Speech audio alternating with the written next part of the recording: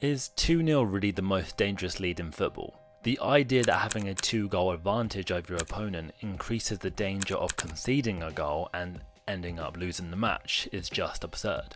But the phrase has been around for a number of years. The statement even has its own Wikipedia page, and managers have been known to use the phrase as an excuse, while people like Gary Lineker have questioned the accuracy.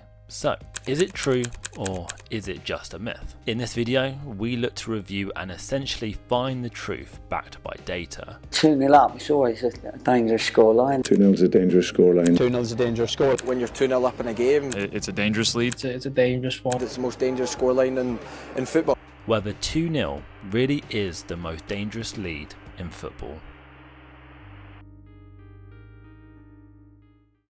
The concept is based on a notion that a team that is leading 2-0 will become complacent and have a false sense of security in their lead. They essentially take the foot off the pedal. If the trailing team then scores to make it 2-1, the leading team can panic and the momentum swings and they concede further, resulting in a draw or even a win for the other team. In contrast, a team which is leading 1-0 will tend to concentrate and play with intensity to protect or extend their narrow lead, whilst teams leading by 3 or more goals will have a significantly larger buffer that comebacks are unlikely. The phrase could also be used by managers and coaches to instill motivation for their players. If they find themselves losing by 2-0 at half time, just one goal could change the entire course of the game, with hope still left for the trailing side. Commentators and pundits could also say the phrase in order to entice and keep viewers hooked on the game by repeating that 2-0 is not at all comfortable margin for the game. Apparently, Czech football coach and television commentator Josef Čapla popularized it first. The assumption that the leading team feels a false sense of security when 2-0 up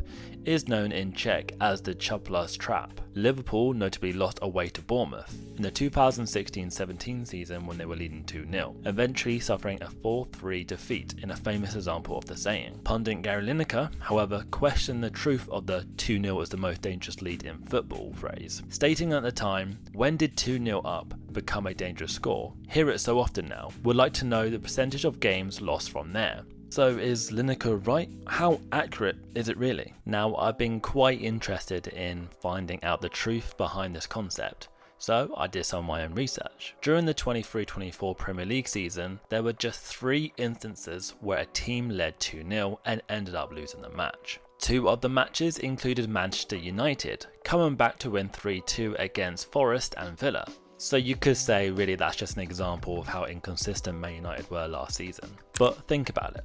Only 3 matches out of 380 games in the whole season, that's less than 1%. In fact, this pattern continues if you look at the previous 4 seasons, with 1% or less of matches seeing a 2-0 deficit overturn. Also in the 23-24 season, only 8 matches led to a draw after being 2-0 up, which accounts for just over 2%. Even back in 2016, Opta worked out that only 1 in every 50 teams goes on to lose a match after leading 2-0 at half time. Just this little bit of research pretty much debunks the theory, right? But there was also research done by Swiss Football Data, who analysed over 2,000 matches of the Swiss Football League since the 2010-11 season. They compared the halftime results of matches with the final result. Now, in 282 matches, a team did lead by 2 goals, 171 for the home team and 111 for the away team, which accounted for almost 14% of the overall sample data,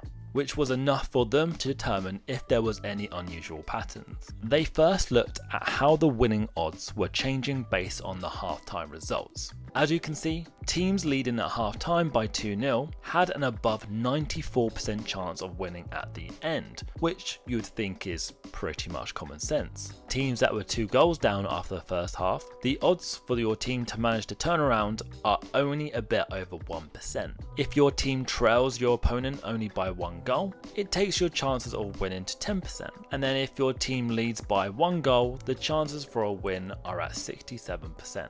They also looked at the average change of goal difference. Overall, the goal difference is more likely to get worse if your team is already trailing at half time. Again, this does not come at a surprise, since the halftime result is a pretty good indicator of the power balance on the pitch.